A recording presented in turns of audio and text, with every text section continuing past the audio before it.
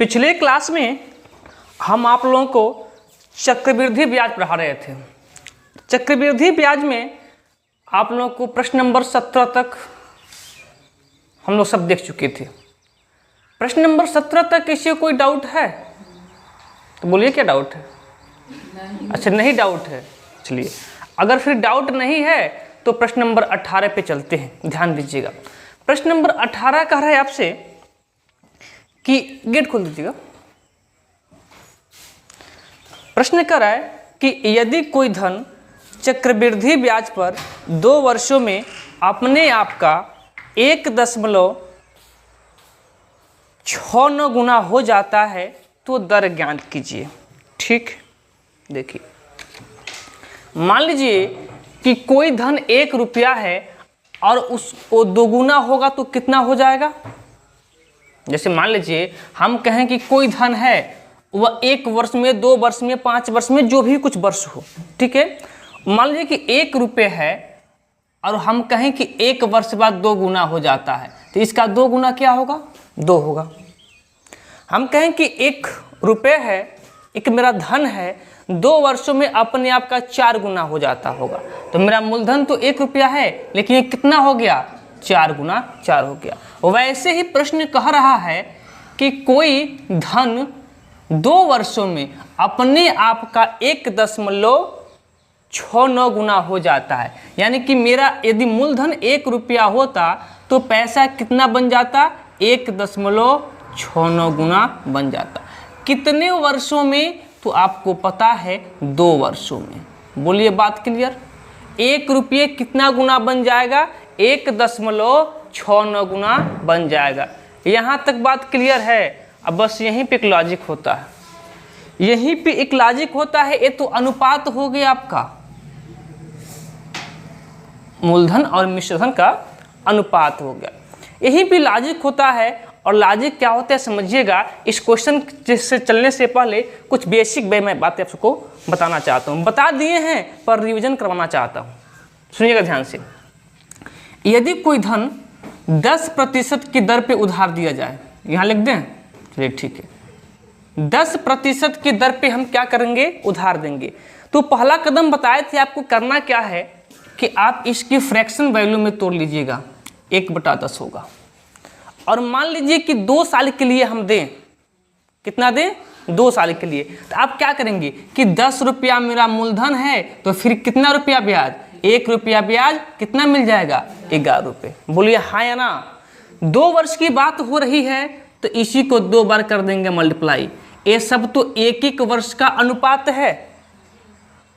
Total अनुपात पता करने के लिए क्या करते थे आप? मल्टीप्लाई करते थे। बोलिए हाँ या ना? हाँ या ना? करते थे? बोलिए, करते थे कि नहीं करते थे? करते थे। अब देखिए, यहीं पे लॉजिक है। यदि हम कहें कि कोई धन पहले मूलधन 100 रुपया था, अब वह 121 रुपया हो गया, तो प्रत्येक वर्ष का मूलधन और मिश्रधन का अनुपात क्या होगा? तो आपके सामने तो लिखा है प्रत्येक वर्ष का। आप कहेंगे 10-11, 10-11 बात देखिए, प्रत्येक वर्ष का मूलधन और मिश्रधन का अनुपात कितना हो जाएगा? 10:11। लेकिन मेरी बात को समझिएगा, अगर हम ये 9 दें तो कैसे पता करेंगे? केवल आपको हम यही दे दें, आप क्या करेंगे? इसके ऊपर लगा देंगे स्क्वायर रूट। क्या लगा देंगे? Square root. अब इसका स्क्वायर रूट कितना होता है? तो आप कहेंगे 10 होता है और 121 का कितना होता है? 11 होता है। देखिए, यही अनुपात जो ऊपर लिखे थे नीचे आ गया। देख रहे हैं हाँ या ना? बोलिएगा। ऐसे ही मैं एक और प्रश्न लेके चलता हूं। देखिए, अब 10% के बजाय हम आपको लेके चलते हैं 5% पे। और 5% की वैल्यू आपकी पता है कितना होता है? 1/20। और समय भी मात्र मान लीजिए कि 2 ही वर्ष का हो। समय 2 ही वर्ष का हो। यदि समय 2 ही वर्ष का है तो मूलधन और मिश्रधन का अनुपात क्या हो जाएगा प्रत्येक वर्ष का? तो आप कहेंगे कि यदि मेरा मूलधन 20 रुपया है तो 1 रुपया ब्याज मिलेगा, हमको 21 रुपया मिल जाएगा रिटर्न वापस। बोलिए हाँ या ना। 2 वर्ष की बात हो रही है तो बस इसी को 2 बार रख दीजिए, बात खत्म। रख देंगे ना, रख देंगे हाँ या ना। अब टोटल हम 2 वर्ष का अनुपात पूछें तो आप क्या कहेंगे कि हम बहुत पहले पढ़ चुके हैं, इन दोनों का क्या कर दीजिए आप मल्टीप्लाई कर दीजिए, यही आपका टोटल 2 वर्षों का मूलधन और मिश्रधन का अनुपात हो जाएगा। बोलिए हाँ या ना। ये हो गया। अब बताइए यदि हम कहें कि ये हम नहीं दिए हैं, केवल आपसे ये पूछ रहे हैं हम कि यदि कोई धन 5% के दर पे 2 वर्ष के लिए उधार दिए हैं तो 2 वर्ष बाद मूलधन और मिश्रधन का अनुपात दिया है कि 400:441 है, तो प्रत्येक वर्ष का मूलधन और मिश्रधन का अनुपात क्या होगा? क्या करेंगे आप? प्रत्येक वर्ष पता करने के लिए इसके ऊपर क्या चढ़ा देंगे? Square root. क्या चढ़ा देंगे? Square root. हाँ, इसी को करनी भी कहते हैं, कोई दिक्कत नहीं। तो इसका कितना होता है स्क्वायर रूट? 20। इसका कितना होता है? देखिए दोनों जो सेम है वही आ रहा है यहाँ पे। अब तो बात क्लियर हो गई होगी, बोलिए हो गई ना। आप सुनिएगा, हम करें कि 2 वर्ष बाद किसी व्यक्ति ने 2 वर्ष के लिए मूलधन, अब यहाँ दर नहीं दिया है, मान लीजिए हम डायरेक्ट यहाँ से क्वेश्चन बनाने का प्रयास कर रहे हैं। मान लीजिए कि कोई व्यक्ति 2 वर्ष के लिए चक्रवृद्धि ब्याज से किसी व्यक्ति को उधार देता है, तो 2 वर्ष बाद उसके मूलधन और मिश्रधन का अनुपात 2:4:9 हो जाता है। तो प्रत्येक वर्ष का मूलधन और मिश्रधन का अनुपात क्या होगा? 2 वर्ष के लिए दिया गया है। आप क्या करेंगे? इसके ऊपर चढ़ा देंगे बस स्क्वायर रूट। क्या हो जाएगा? 2:3। अब वही 2 वर्ष के लिए मान लीजिए, 2 वर्ष की ही मैं बात करता हूं। मान लीजिए कि मूलधन और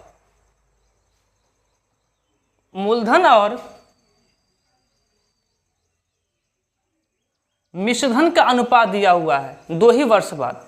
अब पूछें, बता दीजिए कि प्रत्येक वर्ष का मूलधन और मिश्रधन का अनुपात क्या होगा? क्या कहेंगे आप?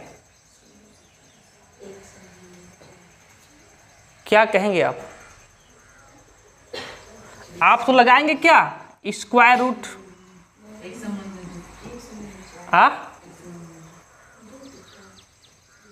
क्या करेंगे आप लोग? पहले यहाँ दोनों तरीका है, सुनिए, या तो पहले ही आप स्क्वायर रूट लगा लीजिए या फिर क्या कर लीजिए इसको। तो देखिए पहले यहाँ से संक्षिप्त कर लीजिए, 2 0 से 2 0 कट जाएगा और 4 1 जा 4 और 4 4 जा 16। अनुपात क्या मिला आपको? 1:4। तो ये प्रत्येक वर्ष का अभी मूलधन और मिश्रधन का अनुपात नहीं है, क्योंकि हमने अभी स्क्वायर रूट नहीं किया है। स्क्वायर रूट कीजिए, 1 का स्क्वायर रूट 1 ही होता है और 4 का स्क्वायर रूट 2 होता है। यही प्रत्येक वर्ष का आपका मूलधन और मिश्रधन का अनुपात हो जाएगा। यदि ऐसे ही अभी तो 2 वर्ष का शब हुआ है, लेकिन ऐसे ही यदि 3 वर्ष का पूछ ले तो क्या करेंगे? Cube root. क्या करेंगे? Cube root. यहां तक बातें ठीक है? चलिए अब आइए क्वेश्चन पे। क्वेश्चन आप लोगों को दिख रहा होगा, क्वेश्चन नंबर 18। देखिए अब तक कहेंगे कि हम लोग दशमलव वाला नहीं जानते हैं। दशमलव और कनरी देख के आप लोगों को समस्या हो जाता हो, कुछ मत कीजिए। मुझे एक बात बताइए कि इस दशमलव को हटाने के लिए हमें क्या करना होगा? 100 से मल्टीप्लाई करना होगा। और अनुपात कहता है कि जब एक साइड आप जो भी करें या भाग करें या गुना करें, दूसरे साइड भी वही कीजिए। तो जब इधर 100 से किए हैं तो इधर भी 100 से करना होगा। तो इधर 100 का 1 में मल्टीप्लाई करेंगे तो 100 हो जाएगा, और इधर जब 1.69 में 100 से मल्टीप्लाई करेंगे तो दशमलव आपका हट जाएगा, क्या हो जाएगा, 169 हो जाएगा। अब अगला काम क्या करना होगा आपको देखना होगा कितने वर्ष का पूछ रहा है। तोड़ देंगे मार के हाथ। अभी जब समझा रहे हैं तो लिखा मत कीजिए, लिखने का टाइम अलग से देंगे आप लोगों को, समझ लीजिए पहले। दूसरा काम क्या होगा, अब देखेंगे कितने वर्ष का है, 2 वर्ष के है या फिर 3 वर्ष का है। यदि 2 वर्ष का होगा तो क्या होगा, स्क्वायर रूट, और 3 वर्ष का होगा तो क्यूब रूट। तो कितने वर्ष का है, 2 वर्ष का है, तो क्या लगा देंगे हम, क्यूब रूट, क्या, हाँ सॉरी स्क्वायर रूट। 2 वर्ष का है तो स्क्वायर रूट। तो 100 का स्क्वायर रूट कितना निकल के आता है, और 169 का 13। लेकिन हमसे ये अनुपात थोड़े ने पूछा है, हमसे पूछा है प्रत्येक दर ज्ञात कीजिए, हमसे पूछा है दर ज्ञात कीजिए। तो देखिए हमने एक काम क्यों किया, क्योंकि दर हमेशा प्रत्येक वर्ष के ब्याज पर ही निकल पाता है। तो यदि प्रत्येक वर्ष, यानी कि यदि 1 वर्ष का मेरा मूलधन 10 रुपया होता तो हमें कितना मिलता, 13 रुपया मिल जाता। ब्याज कितना मिलता, 3 रुपया। तो दर क्या कहता है कि ब्याज बटा मूलधन, यानी कि 3 रुपया का हमें ब्याज मिला, और ब्याज किसके ऊपर मिलता है, तो हमारा मूलधन के ऊपर मिलता है। अब प्रतिशत के लिए क्या होता है, 100, 1 0 से 1 0, और 3 रहा के कितना होता है, 30%। यही आपका दर हो जाएगा। बात क्लियर है। चलिए अब जितना टाइम लगेगा लिखने में लिख लीजिए आप लोग, मुंह रख लो। प्रश्न नंबर 19 देखिए, क्रय की कोई धन चक्रवृद्धि ब्याज पर 2 वर्षों में अपने आप का 1.44 गुना हो जाता है तो दर ज्ञात करें। ठीक है, कितना गुना हो जाता है, 1.44। यदि मेरा मूलधन 1 रुपया होता तो कितना हो जाता, 1.44। गुना का मतलब ही हुआ कितने वर्षों में, तो आप कहेंगे 2 वर्षों में। यहाँ तक बात क्लियर है। सर्वप्रथम हम दशमलव को हटाएंगे। दशमलव को हटाने के लिए इधर 2 अंक के बाद दशमलव है तो 100 से मल्टीप्लाई, तो इधर भी क्या होगा, 100 से मल्टीप्लाई, क्योंकि अनुपात कहता है कि जब एक पक्ष में आप जो भी गुणा करें या भाग करें, दूसरे पक्ष में वो भी करना ही पड़ेगा। ठीक, तो इधर क्या हो जाएगा 100, और जब इधर मल्टीप्लाई करेंगे तो क्या हो जाएगा 144। अब दूसरा काम देखेंगे कितने वर्ष का है, तो 2 वर्ष का होगा तो स्क्वायर रूट, और 3 वर्ष का होगा तो क्यूब रूट। तो कितने वर्ष का है, 2 वर्ष का है तो स्क्वायर रूट। 100 का स्क्वायर रूट कितना होता है, 10, और 144 का कितना होता है, 12। यदि मेरा मूलधन 10 रुपया होता तो 12 रुपया मिल जाता, अर्थात 2 रुपये का ब्याज मिलता। कितने का ब्याज मिलता, 2 रुपये का ब्याज मिलता।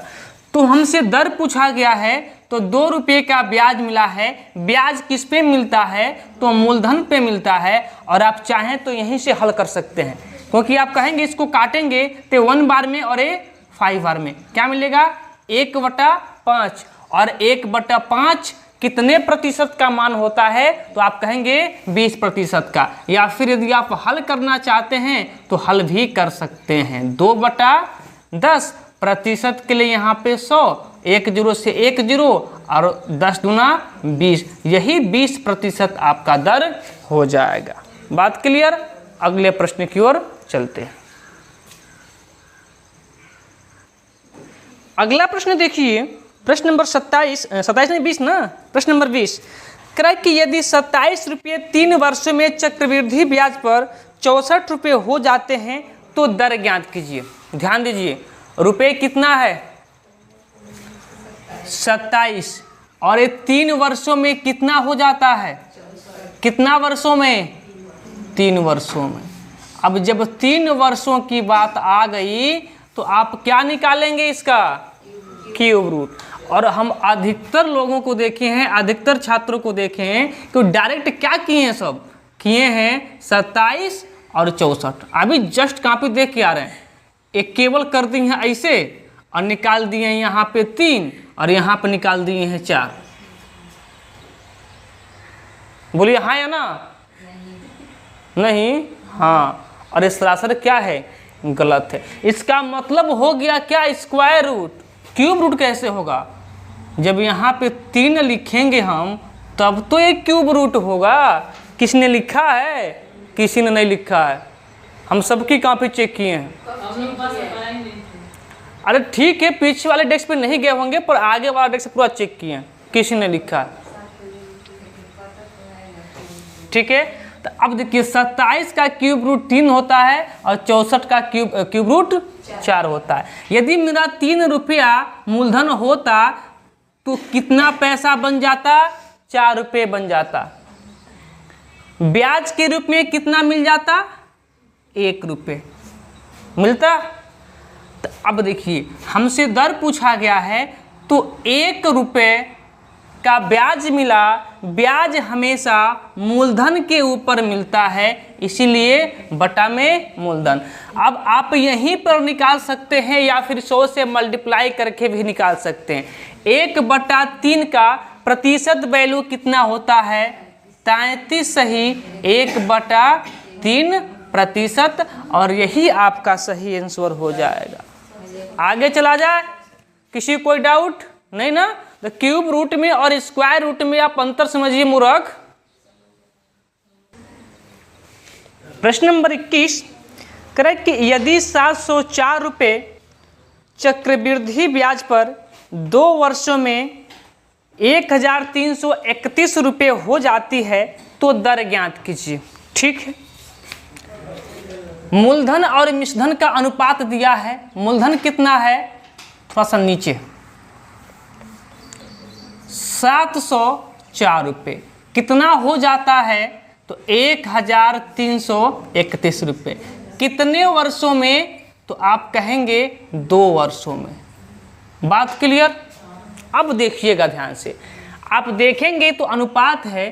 क्या एक किसी का 2 वर्ष है तो कौन सा रूट? Square root. क्या 704 किसी का स्क्वायर होता है? आप कहेंगे ना। क्या 1331 किसी का स्क्वायर होता है? तो ना। अब क्या होगा? आप कहेंगे कि आप बताए थे कि स्क्वायर रूट कर दीजिए जब 2 वर्ष का है तो, लेकिन ये किसी का स्क्वायर रूट है ही नहीं। तो आप क्या करेंगे? पहले इसको संक्षिप्त करने का प्रयास करेंगे, देखेंगे किसी से कट रहा है कि नहीं। यदि कटना आपको आ जाता है, काटना संक्षिप्त करना आ जाता है तो बहुत अच्छी बात है, और नहीं आता है तो फिर समस्या वाली बात है ही। देखिए यहाँ पे संक्षिप्त करते हैं, पहले इसी को करके देख लेते हैं कि इसको कितना से काट दें, इसको कितना से काट दें, अर्थात कितना से भाग कर दें कि स्क्वायर बन जाएगा। तो आप कहेंगे 11 से। जब इसको 11 से हम भाग देंगे तो क्या मिलेगा? 121। और अनुपात क्या कहता है कि जो गतिविधियां एक साइड करेंगे वही गतिविधियां दूसरे साइड भी करना होगा। गुणा और भाग में और किसी में नहीं, जोड़ घटाव में नहीं। तो जब इधर हम 11 से भाग दे दिए हैं तो इधर भी क्या करना होगा? 11 से भाग देना होगा। कितना होगा? 11 छके 66 और 11 चौको 44। 64 अनुपात 121 2 वर्ष का है तो क्या लगेगा? क्या लगेगा? Square root. 64 का स्क्वायर रूट कितना होता है? 8। 121 का स्क्वायर रूट कितना होता है? 8 रुपये। 2 वर्ष में कितना बन जाता है? 11 रुपये। कितना का ब्याज मिल जाता है? 3 का। तो 3 का ब्याज मिला किसके ऊपर? मूलधन जो हमारा 8 है, 8 के ऊपर। आप हमें बताएंगे कि 3/8 कितने प्रतिशत का मान होता है? आप लोगों को पहले बता दिए हैं 37 सही 1/2 कितने का, या फिर आप यहाँ से 100 से मल्टीप्लाई करके भी निकाल सकते हैं। ठीक है, अब मल्टीप्लाई करके निकालेंगे तो आपको इसको संक्षिप्त करना पड़ेगा। आप कहेंगे 4 दूना 8 और यहाँ कहेंगे 25 चौको 100 और 25 तिया कितना होता है 75, 75 बटा कितना 2। अब भाग देंगे तो कितना मिलेगा, तो आप कहेंगे 3 दूना 6 और 2 सते 14 और 1 बच गया शेष, तो 37 सही 1/2%। यही आपका दर हो जाएगा। बात क्लियर है ना। चलिए आगे चलते हैं। अगला प्रश्न, प्रश्न नंबर 22 कह रहा है कि यदि 72 रुपये चक्रवृद्धि ब्याज पर 2 वर्षों में 98 रुपये हो जाते हैं तो दर ज्ञात कीजिए। ठीक है, कितना पैसा है 72 रुपये, मेरा मूलधन कितना है 72 रुपये, कितना हो जाता है 98 रुपये, कितने वर्षों में 2 वर्षों में ना, 2 वर्षों में, 2 वर्षों में, कितना में 2 वर्षों में। तो आप देख लीजिए क्या 72 और 98 किसी संख्या का स्क्वायर रूट है, किसी संख्या का स्क्वायर रूट है। आप कहेंगे नहीं, तब क्या होगा, तो ये बात पक्का होगा कि ये किसी न किसी संख्या से कटेगा जरूर। नहीं कटा तो फिर क्वेश्चन गलत होगा। ठीक है, क्या होगा, क्वेश्चन गलत सेट कर दिया होगा। ये हमेशा ये वर्ग या 2 वर्ष का पूछेगा तो किसी संख्या का वर्ग होना चाहिए और 3 वर्ष का पूछेगा तो घन होना चाहिए। आप इसको किसी से काट के देखिए तो हम देख रहे हैं कि अब ये 2 से कट जाएगा, क्योंकि इकाई के स्थान पे यहाँ 2 है और यहाँ पे क्या है 8 है, 2 से कट जाएगा ना। 2 से काटेंगे इसको, कितना मिलेगा, कितना मिल रहा है 36 दूना 72। इसको काटेंगे 2 से तो क्या मिलेगा 49। अब देखिए क्या 36 किसी का स्क्वायर है और 49 किसी का भी स्क्वायर हो सकता है। जब 2 वर्ष की बात है तो क्या कर देंगे इसका स्क्वायर रूट। 36 का स्क्वायर रूट कितना होता है 6 होता है और 49 का स्क्वायर रूट कितना होता है। यदि हम 6 रुपया किसी को दिए हैं तो 7 रुपया लिए भी हैं। ब्याज कितना लिए हैं 1 रुपया। 1 रुपये का ब्याज लिए हैं किस पे 6 रुपये पे। अब 1/6 कितने प्रतिशत का मान होता है, आप कहेंगे 16 सही 2/3% का। जिसको नहीं पता होगा ना यहाँ 100 से मल्टीप्लाई करके निकाल लेंगे, यही आएगा। ठीक है, क्लियर। अगला प्रश्न एक करके मुझे आप दिखा दीजिएगा, फिर आगे चलते हैं। प्रश्न नंबर 23 देखिए, करा कि यदि 1,02,400 रुपये चक्रवृद्धि ब्याज पर 3 वर्षों में 1,45,800 रुपये हो जाती है तो दर ज्ञात कीजिए। देखिए मूलधन कितना दिया है, तो 1,02,400 कितना हो जाता है, तो लिखा है 1,45,800। कितना वर्षों में, तो आपका समय दिया है 3 वर्षों में। तो एक बात तो पक्का है कि जब 3 वर्ष की बात हो रही है तो क्या करना होगा, क्यूब रूट निकालना होगा। बात क्लियर है। लेकिन इतनी बड़ी संख्याओं का क्यूब रूट निकालेंगे कैसे, तो पहले संक्षिप्त कीजिए। 2 जीरो से 2 जीरो कट गया यहाँ पे। अभी 1024 किसी संख्या का क्यूब नहीं होता है और 1458 में किसी संख्या का क्यूब नहीं होता है। अर्थात अभी भी कटेगा तो किससे कट जाएगा, 2 से। 2 से काटेंगे तो यहाँ हो जाएगा 512 और यहाँ काटेंगे कितना हो जाएगा 729। 3 वर्ष की बात है तो क्या लगा देंगे यहाँ पे क्यूब रूट। 512 का क्यूब रूट 8 होता है, 729 का 9 होता है। यदि मेरा मूलधन 8 रुपया होता तो 9 रुपया मिल जाता। यदि किसी को हम 8 रुपया देते तो 9 रुपया लेते, कितना ब्याज लेते? 1 रुपया। 1 रुपया का ब्याज लेते किसके ऊपर? 8 के ऊपर। और प्रतिशत के लिए या आप 100 से मल्टीप्लाई कीजिए या फिर डायरेक्ट आपको वैल्यू पता है कि 1/8 कितने प्रतिशत का मान होता है, तो आप कह देंगे 12 सही 1/2% का।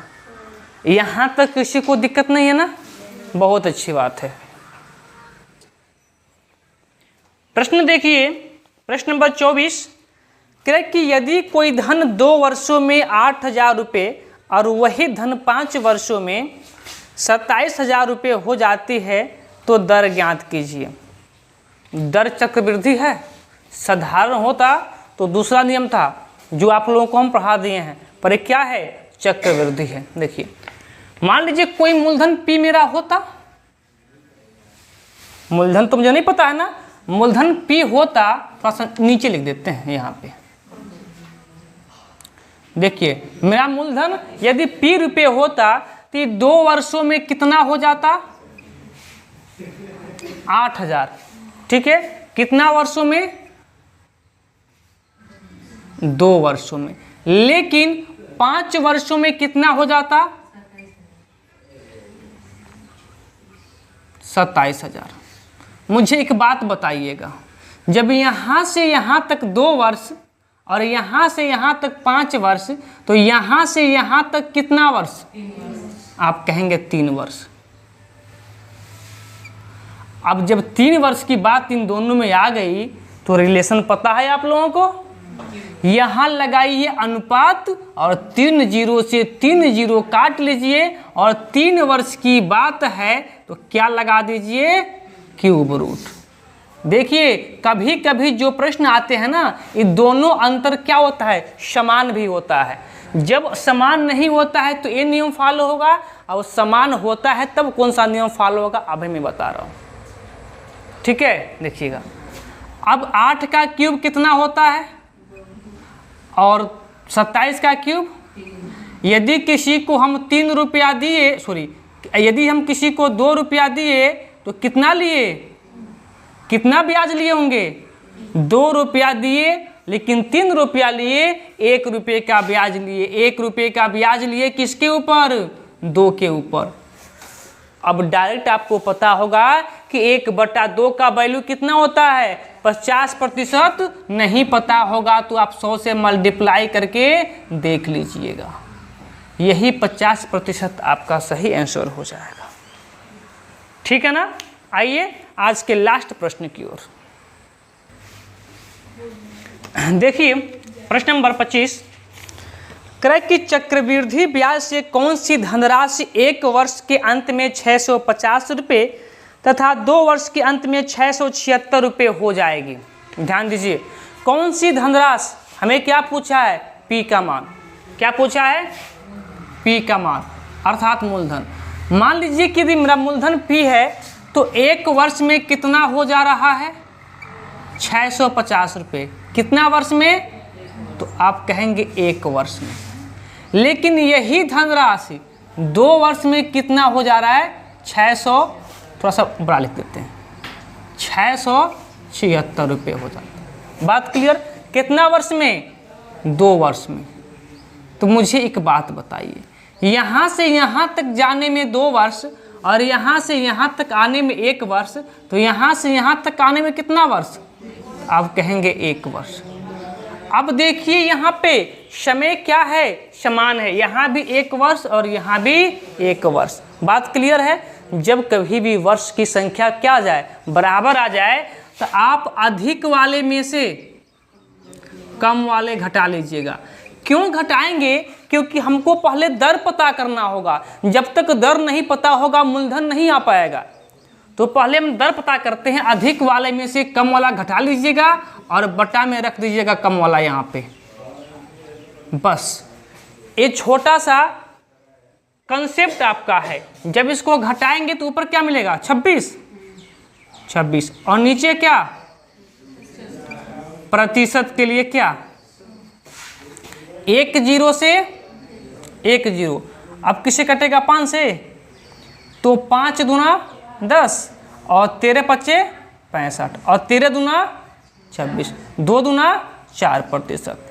दर कितना आ गया? 4%। दर कितना आ गया? 4%। अब इस 4% की वैल्यू कितनी होती है यहाँ लिख दें, तो आप कहेंगे 4/100। कहेंगे कि नहीं कहेंगे? या फिर यदि आप लोग थोड़ा सा होशियार होंगे तो क्या कहेंगे? 1/25। क्या कह देंगे? 1/25। यदि मेरा मूलधन 25 रुपया होता तो ब्याज कितना मिलता? 1 रुपया। अर्थात हम 25 रुपया किसी को देंगे तो 26 रुपया लेंगे। अब आंसर तो इससे भी आएगा, इससे भी आएगा। आप जिससे चाहे उससे कर सकते हैं। इससे आप जाएंगे तो 2 वर्ष पीछे आना पड़ेगा, इससे जाएंगे तो 1 वर्ष पीछे आना पड़ेगा। तो 1 के वर्ष पीछे आते हैं। चलिए इसको लेते हैं 650। मुझे एक बात बताइए, ये क्या है? मिश्र धन। 1 वर्ष का क्या है? मिश्र धन। और मूलधन पता करने के लिए क्या बताए थे कि मूलधन हमेशा छोटा होता है, इसलिए बस यहाँ से छोटा वाला ऊपर और बड़ा वाला नीचे। इसको संक्षिप्त कीजिएगा 26 से कितने बार में का कटेगा? ये 25 बार में कटेगा का? ये 25 6 के 150, 15 और 25 दूना 50, 50 और 15 65। हाँ 25 बार में। 25 6 के 150, 150 के 0 करीब 15 और 25 दूना 50 और 50 15 कितना? 65। ठीक है, एक कट जाएगा 25 बार में। तो 25 गुणे 25 कितना होता है? आप कहेंगे 625। यही आपकी वह राशि अर्थात हमारा मूलधन हो जाएगा। तो चलिए आज की क्लास को यहीं पे रोक देते हैं, फिर इसके आगे के जो प्रश्न होंगे अगले क्लास में पढ़ लेंगे। हाँ एक बात और, यदि किसी को थोड़ा भी डाउट होगा तो आप हमें ज़रूर बताइएगा ताकि हम डाउट को क्लियर कर सकें। क्लियर ना?